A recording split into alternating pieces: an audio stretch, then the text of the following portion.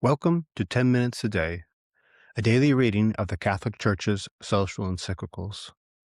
Today we continue with Quadragesimo Anno, written by Pope Pius XI in 1931. To begin with the topic which we have proposed first to discuss, we cannot refrain, following the counsel of St. Ambrose, who says that no duty is more important than that of returning thanks,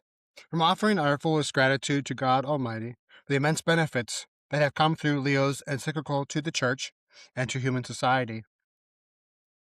If indeed we should wish to review these benefits even cursorily, almost all the whole history of the social question during the last 40 years would have to be recalled to mind. These benefits can be reduced conveniently, however, to three main points, corresponding to the three kinds of help which our predecessor ardently desired for the accomplishment of his great work of restoration. In the first place, Leo himself clearly states what ought to be expected from the Church. Manifestly, it is the Church which draws from the Gospel the teachings through which the struggle can be composed entirely, or, after its bitterness is removed, can certainly become more tempered. It is the Church, again, that strives not only to instruct the mind, but to regulate by her precepts the life and morals of individuals, and that ameliorates the condition of the workers through her numerous and beneficent institutions. The Church did not let these rich fountains lie questions in her bosom, but from them drew copiously for the common good of the longed-for peace. Leo himself and his successors, showing paternal charity and pastoral constancy always, in defense especially of the poor and the weak, proclaimed and urged without ceasing, again and again, by voice and pen, the teaching of the social and economic question which, on the condition of workers, presented, and adapted it fittingly to the needs of time and circumstance. And many bishops have done the same, who in their continual and able interpretation of this same teaching have illustrated it with commentaries and in accordance with the mind and instructions of the Holy See provided for its application to the conditions and the institutions of diverse regions. It is not surprising, therefore, that many scholars, both priests and laymen, led especially by the desire that the unchanged and unchangeable teachings of the Church should meet new demands and needs more effectively, have zealously undertaken to develop, with the Church as their guide and teacher, a social and economic science in accord with the conditions of our time. And so, with Leo's encyclical pointing the way and furnishing the light, a true Catholic social science has arisen, which is daily fostered and enriched by the tireless efforts of those chosen men whom we have termed auxiliaries of the Church. They do not, indeed, allow their science to hide hidden behind learned walls, as the useful and well-attended courses instituted in Catholic universities, colleges, and seminaries, the social congresses and weeks that are held at frequent intervals with the most successful results, the study groups that are promoted, and finally, the timely and sound publications that are disseminated everywhere, and in every possible way, clearly show these men bring out their science into the full light and stress of life. Nor is the benefit that has poured forth from Leo's encyclical confined within these bounds, for the teaching which, on the condition of workers, contains has gradually and imperceptibly worked its way into the minds of those outside Catholic unity who do not recognize the authority of the Church. Catholic principles on the social question have, as a result, passed little by little into the patrimony of all human societies, and we rejoice that the eternal truths which our predecessor glorious memory proclaimed so impressively, have been frequently invoked and defended, not only in non-Catholic books and journals, but in legislative halls, also courts of justice. Furthermore, after the terrible war, when the statesmen of the leading nations were attempting to restore peace on the basis of a thorough reform of social conditions, did not they, among the norms agreed upon to regulate in accordance with justice and equity, the labor of the workers, give sanction to many points that so remarkably coincide with Leo's principles and instructions as to seem consciously taken their form? The encyclical on the condition of workers, without question, has become a memorial document, and rightly to it may be applied the words of Isaiah. He shall set up a standard to the nations. Meanwhile, as Leo's teachings were being widely diffused in the minds of men, with learned investigations leading the way, they have come to be put into practice. In the first place, zealous efforts have been made,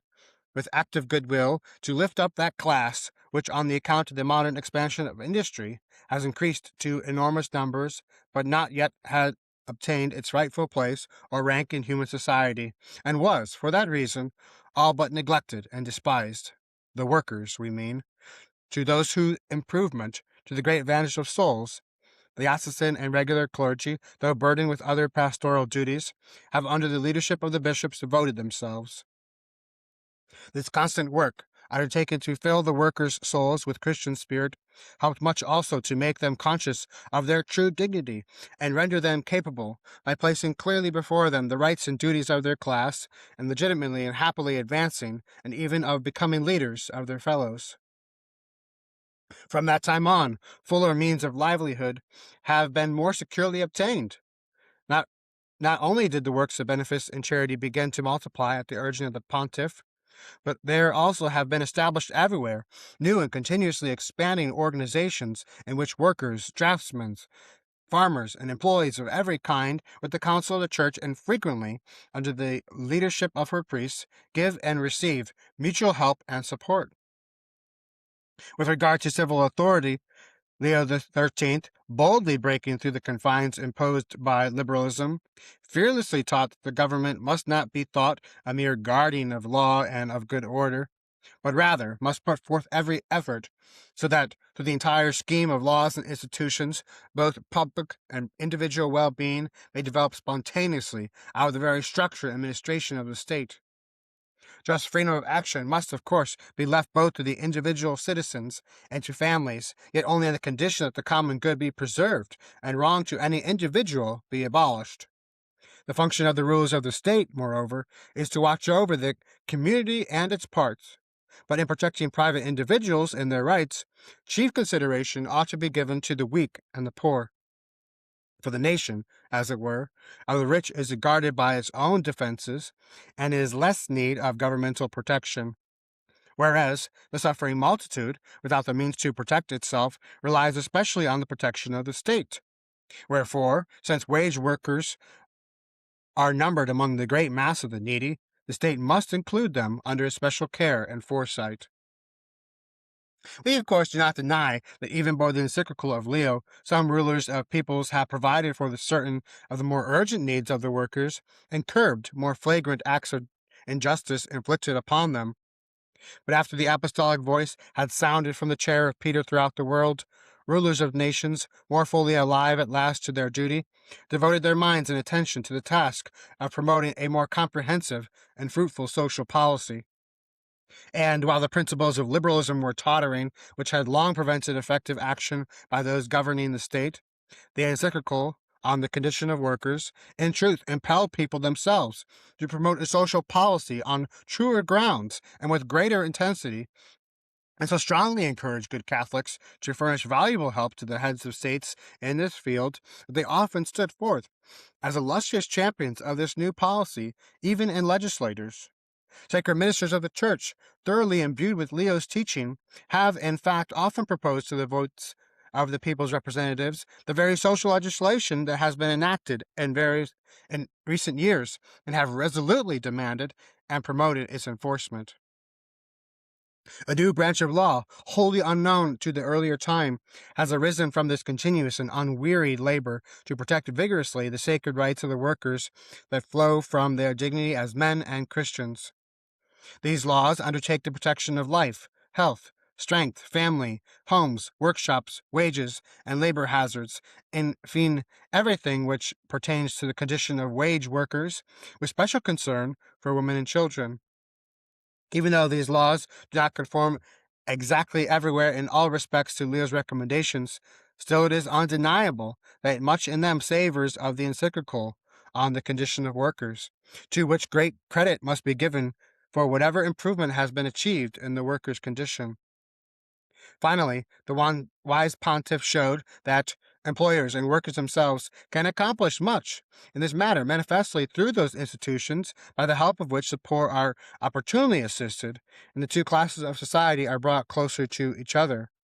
First place among these institutions, he declares, must be assigned to associations that embrace either workers alone or workers and employers together. He goes into considerable detail in explaining and commending these associations and expounds with a truly wonderful wisdom their nature, purpose, timeliness, rights, duties, and regulations.